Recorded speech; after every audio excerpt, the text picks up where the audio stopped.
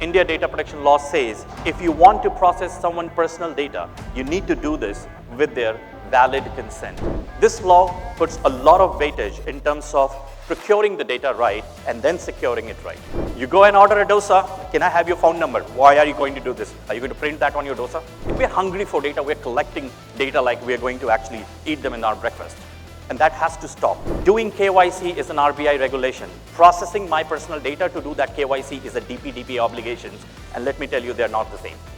If you had a data breach, it's not going to be a silent affair. It's always good to see tech leadership in a forum because of the kind of relatability it brings to me when I talk about digital data protection. In the last 24 hours, I think I've just attained a crash course, meeting with a lot of stakeholders, meeting with a lot of you, leadership, coming and talking about data protection. So what makes this law different? You know, we talk about data protection, and I see, especially from the tech leaders, because I've also been in tech leadership before. When I was only into technology domain, like a lot of us, I was very engrossed in data security. That data has to be secured. And things I'd never cared about, or probably did not give a lot of weightage to, how are we procuring the data? We were just engrossed in how are we securing the data? This law puts a lot of weightage in terms of procuring the data right and then securing it right. When I talk about all the CIOs and CISOs in this room, I call them your superheroes. You don't really appear at the front, but at the background, you are the one who's securing all the data. You are controlling the data. You are ensuring it doesn't get breached. You have brought in all the technical and organizational measures that it remains in the way it was achieved, the integrity and the confidentiality of the data. A citizen or a data principal, we've been selling our data like candies, and organizations have been chewing them like a bubble gum. There was no control. This law has brought grounds of processing.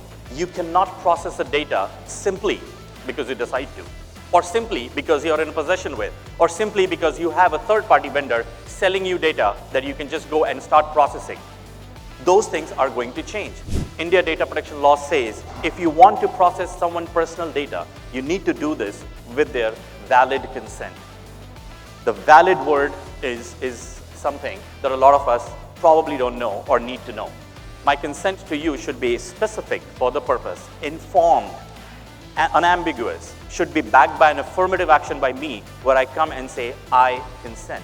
You know, the last time I found out my data has been breached was through a newspaper.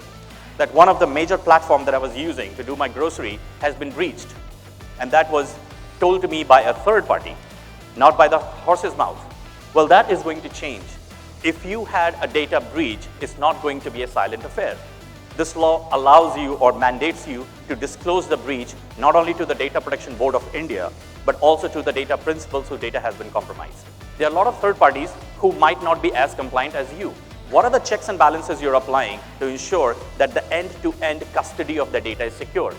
This law brings stricter regulations on how you manage your third parties. Former District Attorney General Paul McNulty said something very interesting that I really like is, if you think compliance is expensive, try non-compliance. But we're not talking about fines. The reason why we need to be compliant, it's not about the financial ramifications of non-compliance, but it is also loss of digital trust. We are regulated by RBI, so we'll only do what RBI says. Well, RBI has also sent circulars to a lot of financial companies asking them to start their DPDP compliance journey. Doing KYC is an RBI regulation. Processing my personal data to do that KYC is a DPDP obligation, and let me tell you, they're not the same. Healthcare sector struggle with the procedural consent versus the PI consent.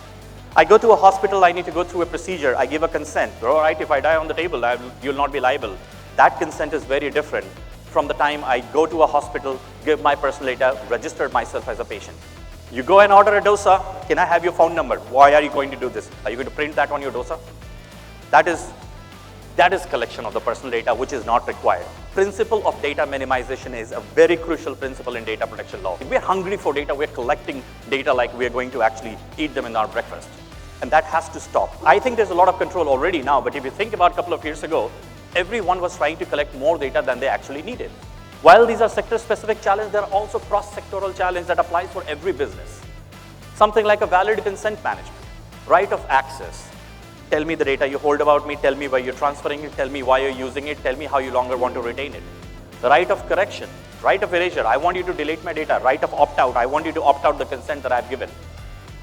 Those rights, those queries, when come to an organization, needs to be responded in a timely manner. The timely redressal is crucial because a non-response or an incorrect response from you, you're opening the door for a data principal to go to the Data Protection Board of India and complain against you. There are a lot of problems I just talked about, sectoral challenges, cross-sectoral challenges, your challenges, our challenges. What about the solutions? Well, there are a lot of solutions available, but there are a couple of solutions that we provide, something that fits in to mitigate those challenges when it comes to data privacy. There are certain compliance tools, because there's one thing about this data protection law compliance is, unlike standards, you could be a very compliant company today, but one fall from you could bring into a non-compliance zone. We have developed some in-house SaaS tools to ensure your consent management, your rights management, your impact assessment, your training programs, your third-party assessments, and your comprehensive audits all are taken care under one umbrella. We'd really love to talk about privacy. 15 minutes is just something that I would probably just like to introduce privacy to you. But I think my team is on the ground. They're very passionate about it. We also have a stall, and I had an opportunity to meet a lot of you. If you would like to know more about it, feel free to reach out to our team, and we'll take it from there. Thank you. Thank you, everyone.